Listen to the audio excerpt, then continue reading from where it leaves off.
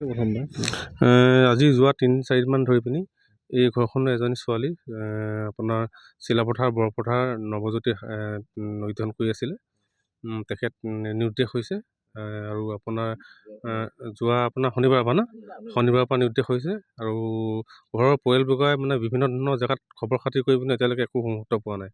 ইতিমধ্যে এই দুখীয়া দৰিদ্ৰ পৰিয়ালটোৱে আপোনাৰ চিলাপথাৰ থানাত এজাহাৰ দাখিল কৰিছে আৰু আপোনালোকৰ ইলেক্ট্ৰনিক মিডিয়াৰ যোগেদি সমগ্ৰ অসমবাসীক জনাওঁ যে এই দুখীয়া পৰিয়ালটোক উদ্ধাৰ ক্ষেত্ৰত সকলোৱে সহযোগিতা আগবঢ়াব বুলি।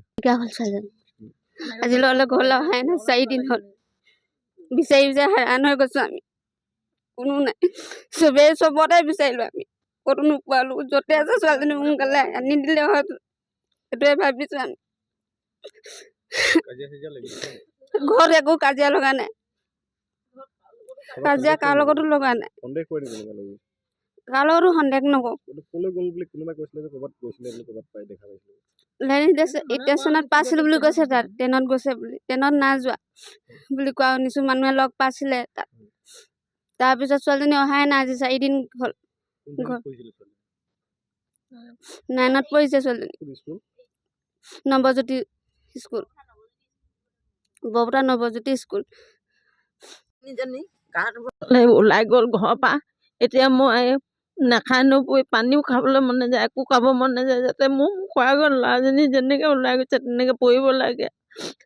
মোৰ ল'ৰাজনী পৰা এতিয়া মোৰ নোহোৱা নাই, মোৰ খোৱা হোৱা নাই, হোৱা নাই। মোৰ যেনেকৈ ওলাই গৈছে তেনেকৈ ঘূৰি আহি ৰাস্তাত যে মোৰ লগত বুকত হ'বই লাগে ল'ৰাজনী।